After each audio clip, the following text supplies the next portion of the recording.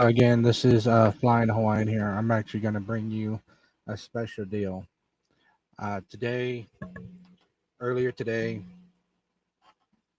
Charlie Kirk was shot at one of his events in Utah. Shot and killed.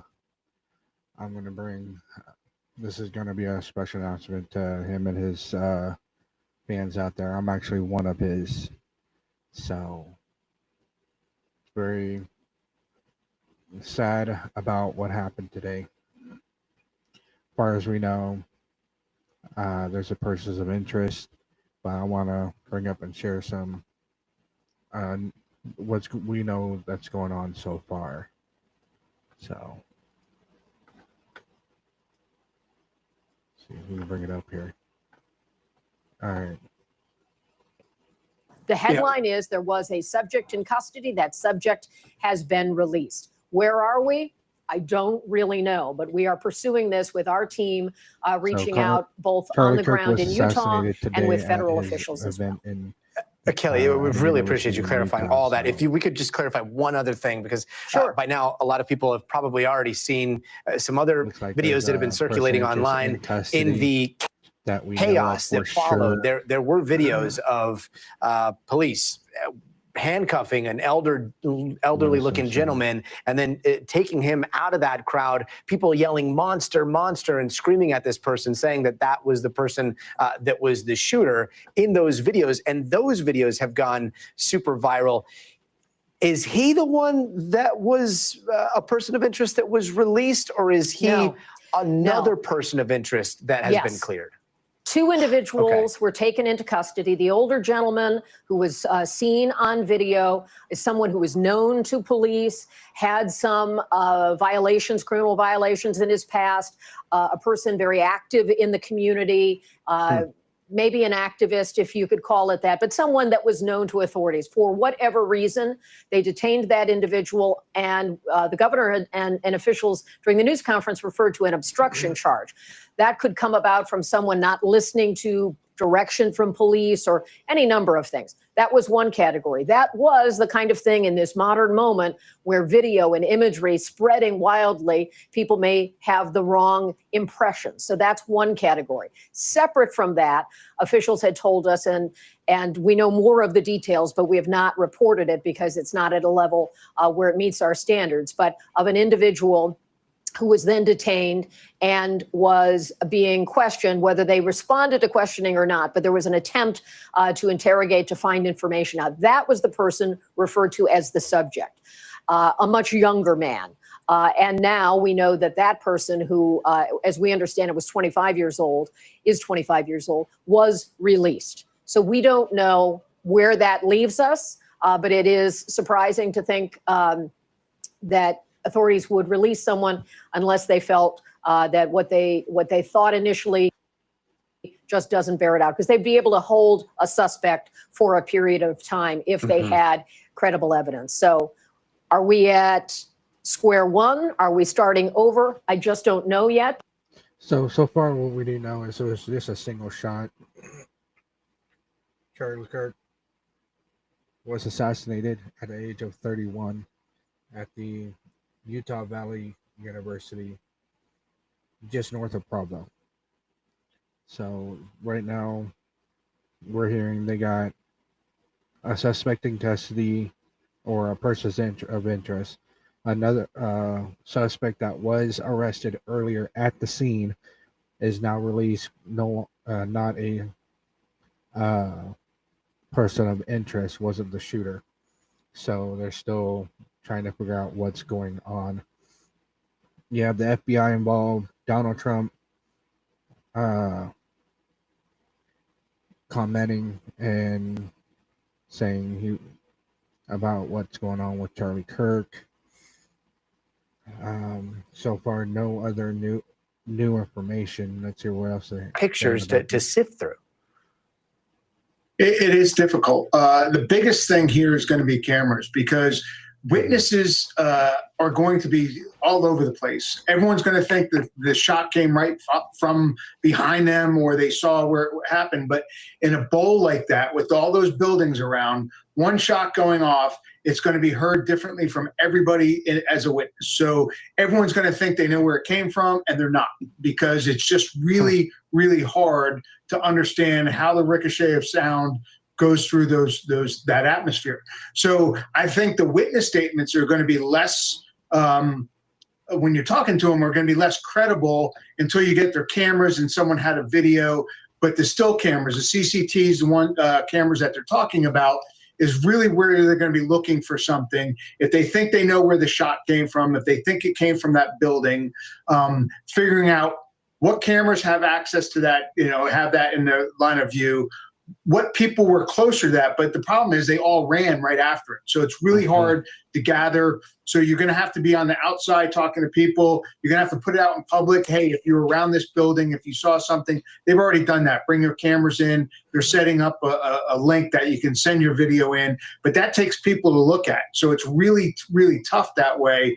And this whole thing about, they're calling him a sniper. A sniper is a school-trained person, either police or military sniper. The shot here taken, it could have been someone that just has proficiency in long-range shooting. It could be a hunter or someone who's practiced. So the term sniper is a bit different from me. Having been a sniper, I look at it this way, and I look at all the different things that are happening out there, the crosswinds, the tent, the fact that he was elevated and he hit him in the neck meant maybe he could not see with the tent because he was at a higher elevation. He could not see his head, or he didn't have the right scope, the right settings on his scope. I look at things a bit differently. Interesting. But all those have to be taken into effect from the investigators. No, I really appreciate that, because, so many laymen, including myself, like, you see that and you're like, wow, what a horrific shot. And it goes into his neck, which you would think is, might have been the target. And yet, if it was a classically trained sniper, you're saying things might have been differently. The other thing is he kept moving his head back and forth, leading up to that. So whether a scope was used or not, like, what kind of shot are we looking at here? Did this look amateur to you? I wouldn't say amateur. Anytime you're taking a shot over 200, 250 yards into a person is not the easiest shot. And when you're looking at, what rifle was it? During the DC sniper case, we kept calling them snipers, and actually they weren't. And we knew that early on because they were taking a very easy mid-body shot at 100 yards, which is nothing for a sniper. And if you're looking at it that regard, we always kept saying that was misclassification. They were just shooting out of the trunk in type of a sniper hide, so to speak. This one, again, a good hunter can easily take that shot. When you're hunting deer, you're doing it 200, 250 yards. Utah has a lot of hunting, so I don't doubt that person has some obviously training. But are they a military type sniper? When you start looking at it and how you really deploy as a sniper, police sniper, military sniper is a lot different. But again, all those things that we're looking at, I've had a friend shot in the neck in Afghanistan. It went through and through. He got like 3 stitches in the front, like 7 in the back. Like, it was a crazy lucky one. But I've seen that where a sniper's not going to be aiming at the neck to hit the carotid artery, which is what it appears was hit. And it could have come in from one side and out the other through the carotid. But definitely one carotid artery was hit by the amount of bleeding I saw. But a sniper is going to aim its center mass in the forehead. But a lot of things can happen to that round. So if he couldn't see it because of the tent, or if the wind blew it and it blew it off track a bit, or if he didn't have his scope set at the right yardage, he could have been off and then got a shot that unfortunately was a lucky shot that killed him. And Rob, based on your expertise, why a single shot? Should we read into that at all, or was this just an effort to escape as quickly as possible? I think probably an effort to escape as soon as possible. I think if he's looking through a scope, he saw the effects very quickly of the blood coming out, and he also could have, because he slumped back to his left, I believe. He actually could have been then out of, like, that area could have gone under the tent from where the sniper's position was. So there's a couple of things that happened, but most likely the shot went off, and then he saw the amount of blood, and then just knew he had a shot that was probably lethal. And frankly, the first time you do that, it's not the easiest thing to see through your scope. So it could have been he thought about it, and then the realism of what he did kind of came out, and he took pause, and then all the chaos happened. Rob D'Amico, we always appreciate your perspective. Thank you so much. Let's get over to Gabe Gutierrez, who's at the White House right now. Gabe, can you talk to us a little bit about, Charlie Kirk's dynamic with President Trump? We saw that post from the president announcing his death. Many credit President Trump's election to Charlie Kirk and his work with the youth. What is the White House saying tonight? Yeah, that's right. You're looking at that post on social media, Gotti. President Trump calling Charlie Kirk legendary, that no one understood or had the heart of the youth in the United States of America better than Charlie. It is an acknowledgement to what the president and top White House officials have been saying now for years, that Charlie Kirk has helped them start a MAGA youth movement, and as many credit him with helping Donald Trump win his second term. Now, White House officials here, this has been so personal for them. This assassination really reminds them of the attempted killing of their boss a little bit more than a year ago in Butler, Pennsylvania. And I was in the West Wing earlier today, Gotti, just minutes after this news broke, and I saw senior White House officials seemingly devastated. The looks on their faces was one of shock when asked for comment about what they thought about this. I had one official turn to me and say, "Not yet." And it was clear that this was not just a typical story that was unfolding. This was someone who they were very close to. Charlie Kirk was a constant presence here at the White House, even during Donald Trump's first term. So there's a profound sense of sadness and shock here at the White House, even as we head into the evening here, and the president ordering that flags be flown at half staff here, just over my shoulder here on the North Lawn. It really is just devastating for so many here at the White House. One other thing I would mention, just a little earlier this year during President Trump's inauguration, Charlie Kirk was in the Capitol Rotunda with a prime seat for that inauguration. Some even joke that he had a better seat than some members of Congress, and it was perhaps an acknowledgement that more so than some of those members of Congress, he probably played a larger role, likely played a larger role in getting President Trump elected. So just a devastating loss here, Gotti. Yeah, we also saw on Capitol Hill Speaker Mike Johnson talking about this epidemic of political violence. We're seeing people like Elon Musk posting how the left is the party of murder. I mean, after something like this, you often hear politicians trying to just quell any rage that may be out there. And yet, as you were describing, like, this is very personal. The right, the president has been shot at. He has been shot, and there have been attempts on his life. This is somebody that they knew.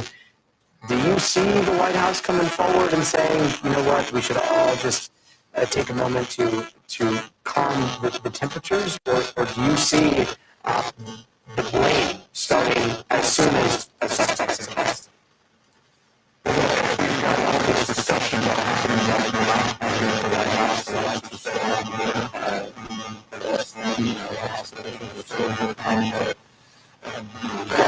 Information there you were just reporting. In other words, that's conflicting information about where a personal interest is in custody. Now it appears that personal interest has been released, and there's a suspect still they're still searching for one. So this is still a very fluid situation. One thing that we have questions about and haven't gotten an answer to is the president is still scheduled to head to New York tomorrow on the anniversary of 9/11. He's also scheduled to take part in a ceremony here at the Pentagon. As of now, there has been no change to the president's schedule, but it's unclear whether he might post on social media later tonight or exactly how he might react here. One more thing I will point out, Gotti, it is extremely significant, and I think it speaks to how big this moment is and what an influence Charlie Kirk had on this country, that we have now received written statements from all living presidents right now. President George W. Bush just released a statement a short time ago. We've already heard, from Presidents Joe Biden, Barack Obama, and certainly across the political spectrum, we've been seeing an outpouring of condolences. So what we're getting at this point is they still haven't found the shooter. This happened at about noon. And it happened about 250 feet away from where Charlie Kirk was sitting at. And so, what they saw. So, do you know how many transgender Americans have been mass shooters over the last 10 years? Too many. Okay.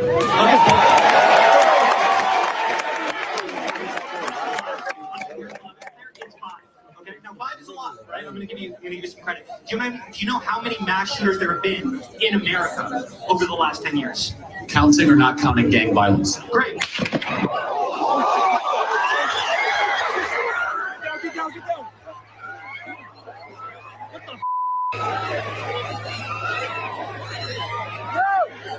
I heard the gunshot. I was the last one standing because I couldn't quite believe. I thought maybe it was a stunt.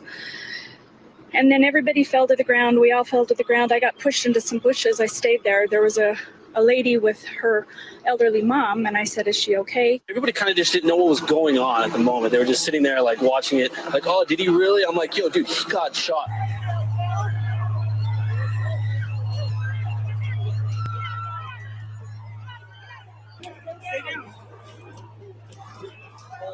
It did sound like it came from the right side of me, and I tried to look, but I was getting pushed back by the crowd.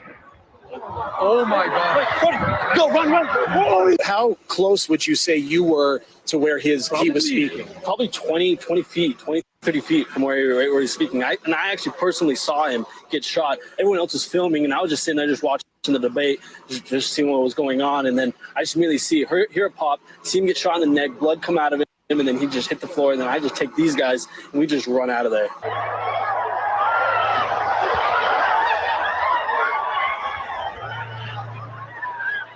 You guys okay? Okay, love you. Be safe.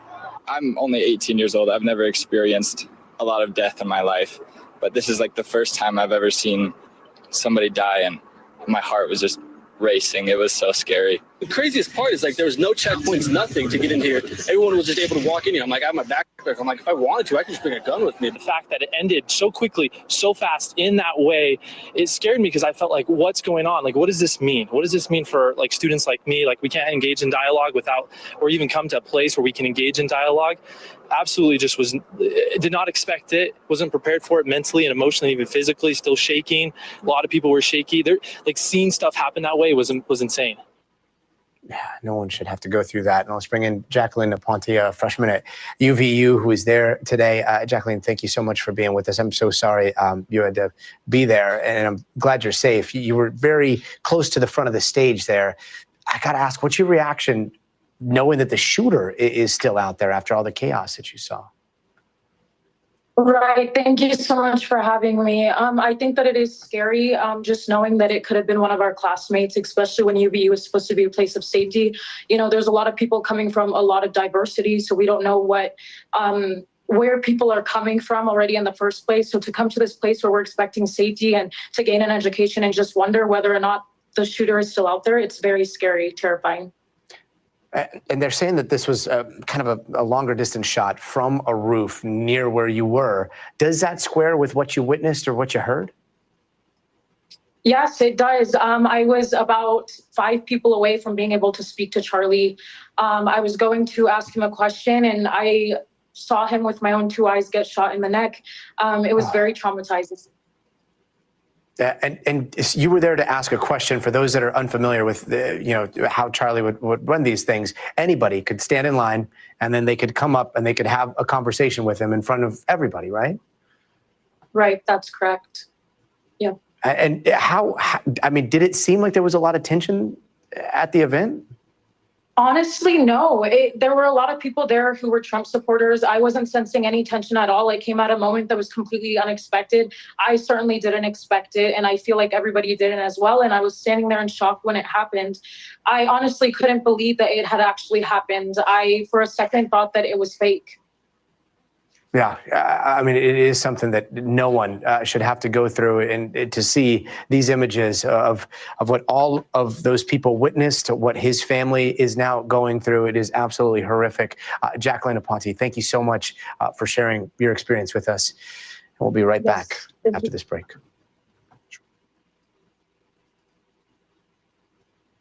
All right. We just heard a bunch of witnesses and experts on this NBC News Live about what happened with Charlie Kirk. Just looking at some of the coverage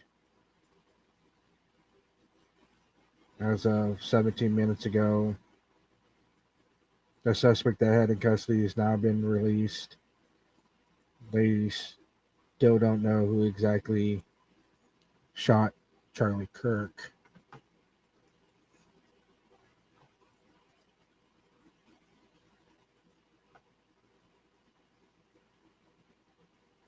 As of 30 minutes ago, NBC senior Washington correspondent Haley Jackson reacts to Kirk's death and explains what it means in a political sphere. It's still, investigation is still ongoing. I'm looking at one of the sites of shooting, the picture of it. It doesn't look like they had a very clear shot because of trees there, approximately 520 feet. And I'll show you guys what I'm talking about.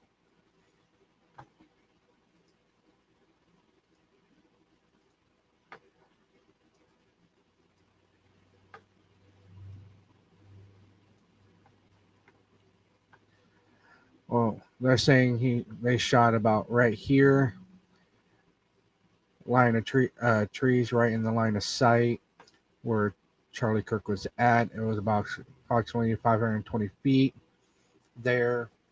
How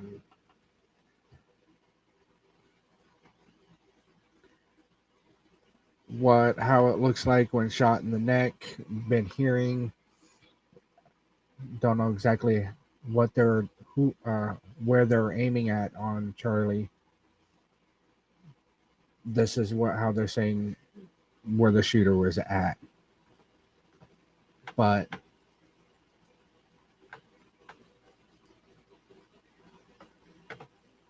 that's what we know. Anyone that was a huge part of his persona. Many saw he became the first guest when the governor of California launched his podcast here. So I want you to listen to what he said when Governor Gavin Newsom basically asked him for some political advice, because his answer resonated even more loudly today.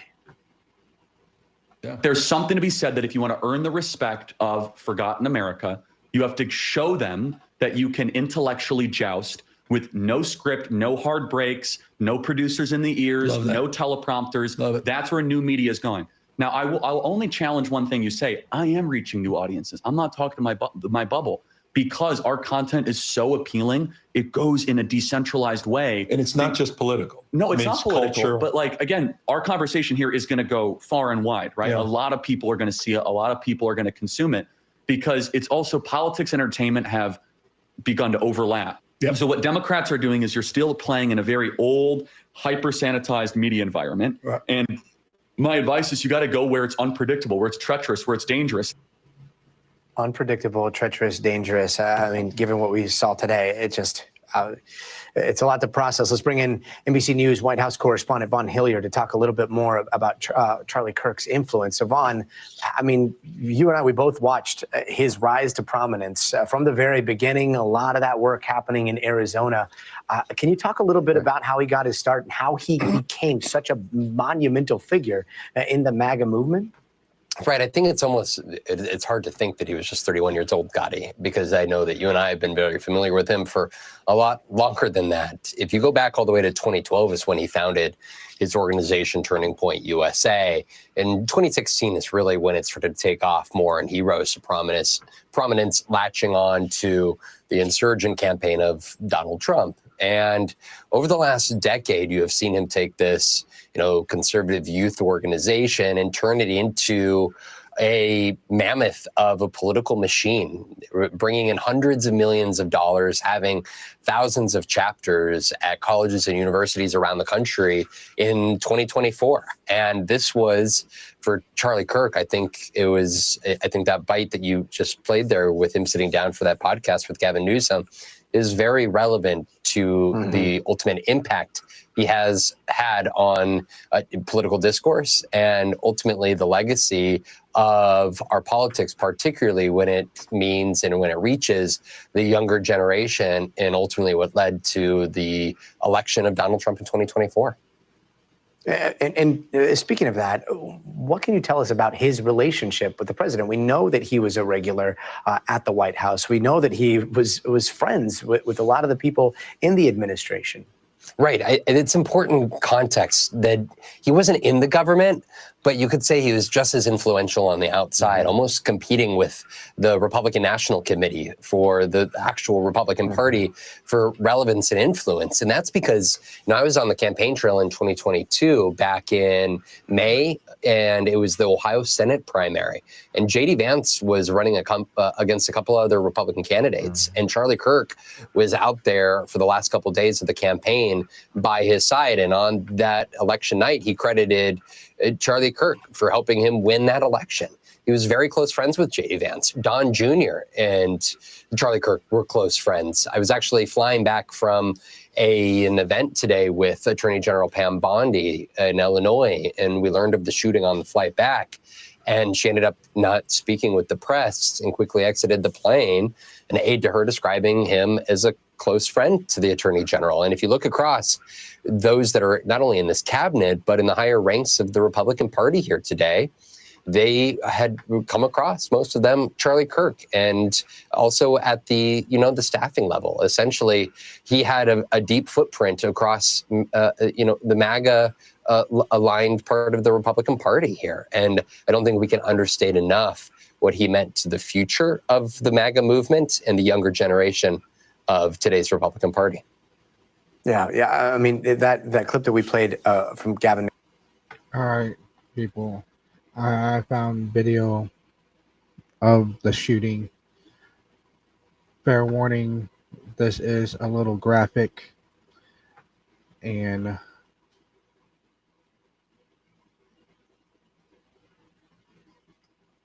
over here.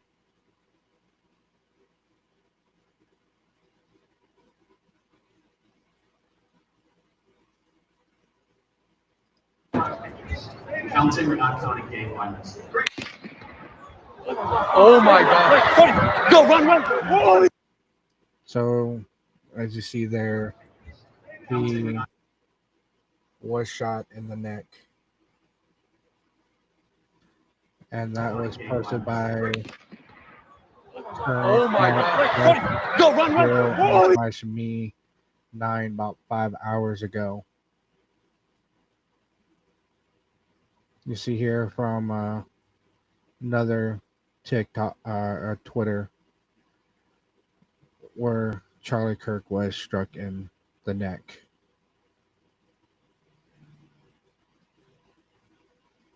So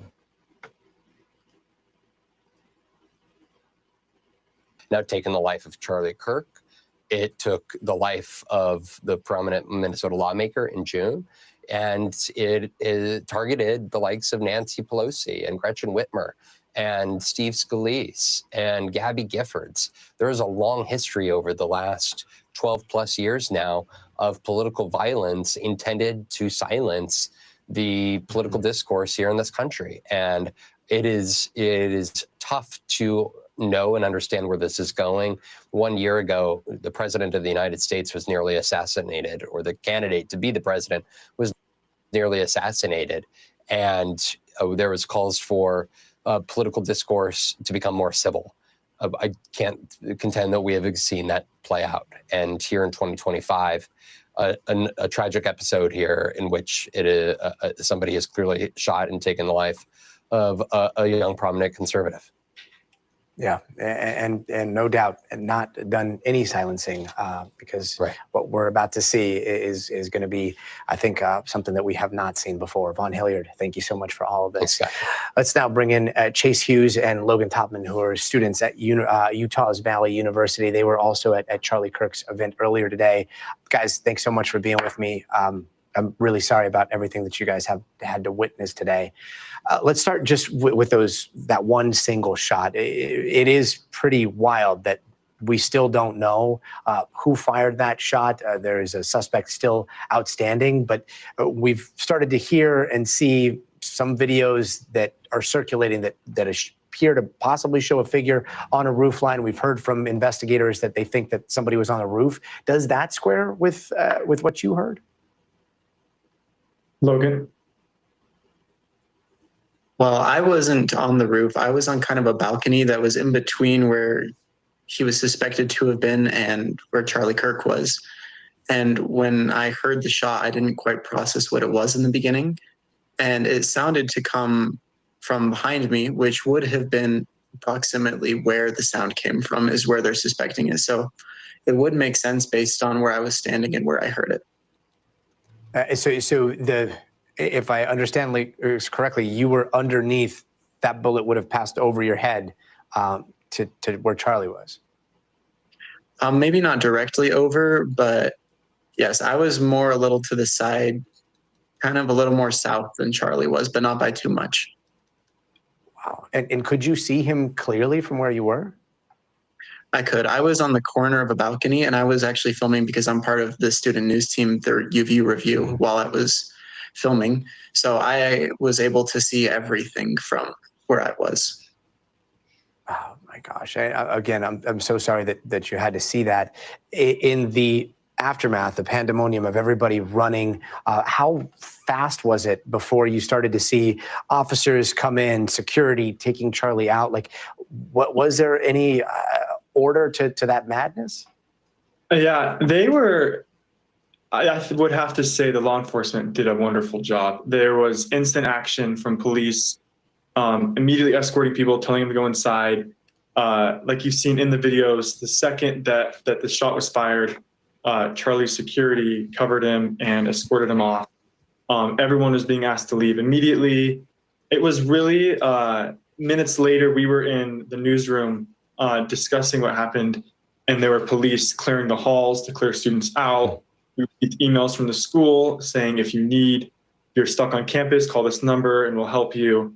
It was very, very well done for the situation. And Chase and Logan, I'm not sure if you guys were there for the entire event, but how would you characterize today's event? Sometimes they're very boisterous. Other times it's a lot of long, back and forth, cordial arguments, and then sometimes things just get pretty rowdy. What was today's like? It was really excitable, surprisingly. Typically, you feel like, which is funny coming from Utah, but it seems like, a very moderate to maybe a little bit of left campus life in our experience. And it was very excitable. There was a lot of people there who were very excited to see him. There was a lot of people there that were booing him as well. About the top right from where he was sitting, there was a group, it zoomed out past him, that were against him, and there were some protesters. But overall, there was a young woman earlier who said it was very unexpected. We were the second person, it was the second person doing the Q&A. We were barely starting. Huh. So it had just started. So the questions that we're hearing, and I believe it was about transgender shootings, those were the second questions of the entire event? Yeah, the first was on... They were. Oh, sorry. Yeah, they were. The first was just talking about the Church of Jesus Christ of Latter-day Saints, which is a very prominent religion in the area. And then immediately after that, it was just questions about shootings that immediately followed right when he was shot ultimately. And I want to ask you guys, I appreciate your journalism on all this so much. You guys are studying the world and studying journalism at a time that is, unprecedented on so many different levels. Where do you think discourse on college campuses goes after something like this? That is a great question. I think that in my experience and what I've seen from social media, it has actually been really in a beautiful way. There's been a lot of people who did not like him who have been posting that they feel horrible and are heartbroken about it. And I think that it may rile up a little bit, but I believe that during events like this, at least from what I've seen, it may calm the waters in some way and may help with the discourse. Yeah, I'm praying your optimism carries the day here. Chase, Logan, really sorry again for everything that you guys have had to go through, and our thoughts are with you and your community there. Thanks again. Thank you. Sure. And don't go anywhere. We're just getting started on all of this. We're going to be right back after this break.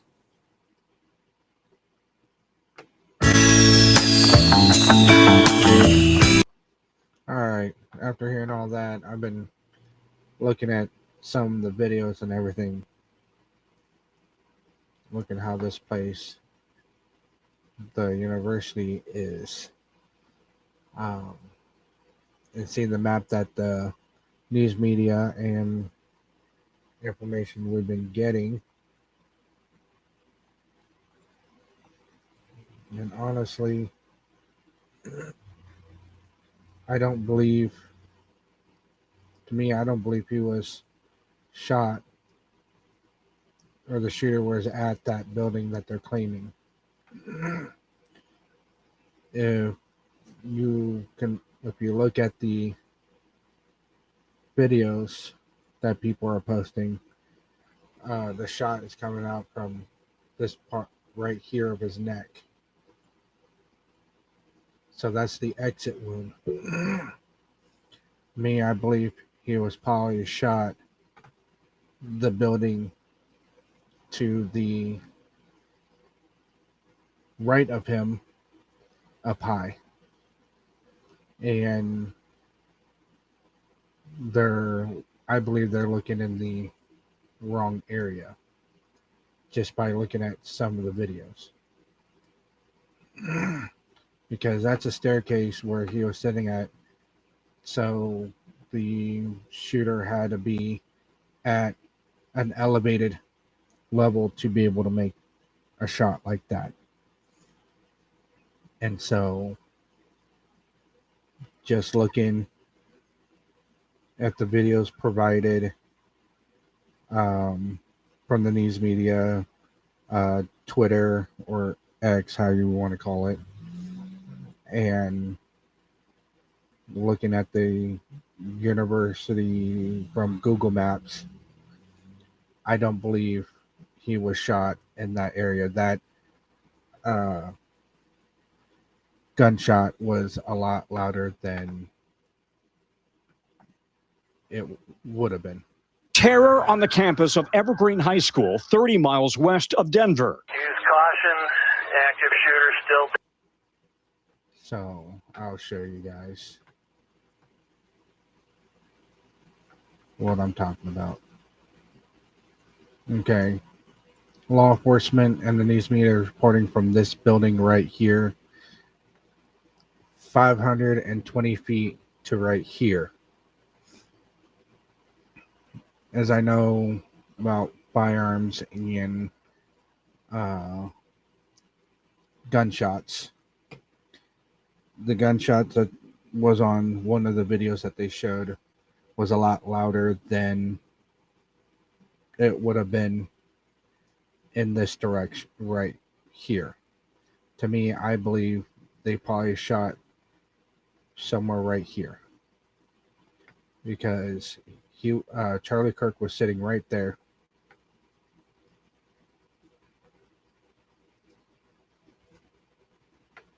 So if we look at this one provided by Natalie during GML, This video is coming from this area right here. So the video is pointing down to right there.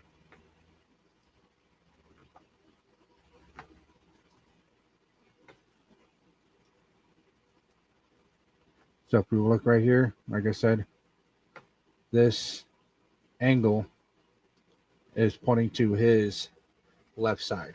Okay. So in actuality, it's in this area right here, pointing towards Charlie Kirk right here.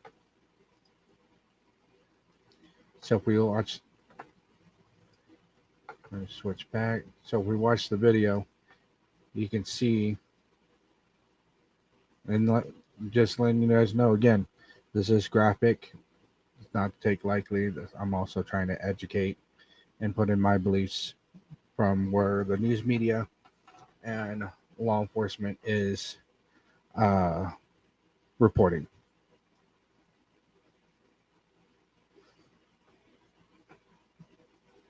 You know how many mass shooters there have been in America over the last 10 years? Counting or not counting gang violence? Right.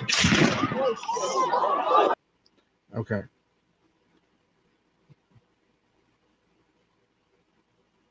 So it's coming right here.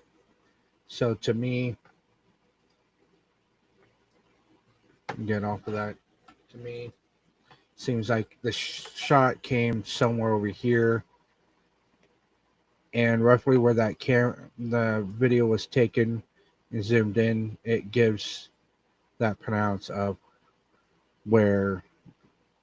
how loud the shot was.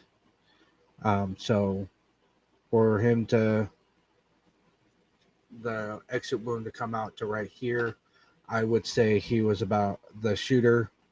I don't know if the shooter is male or female.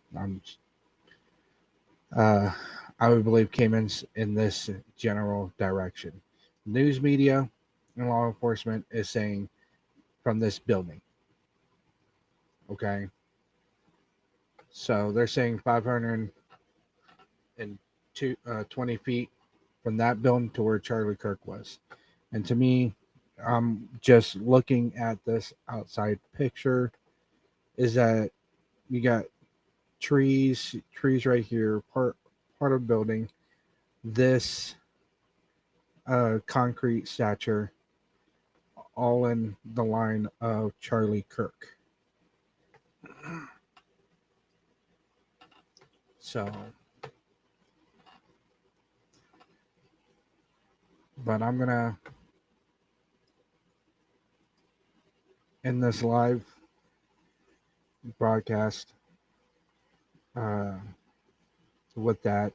I'm gonna dig up more information and come back with an update whether or not we found the shooter, or if they found the shooter that assassinated Charlie Kirk. Like I said in the beginning, I'm a huge fan of Charlie Kirk. I watched a lot of his videos, and I really commend him for all the work he has done and open up so many lives of the truth, whether it's the harsh truth or something that just needed to be said. He came out with it. He was not afraid to do it. And my hearts go out to him and his family. And I hope law enforcement and the FBI get the guy who shot him. Aloha. I will see you again at another video.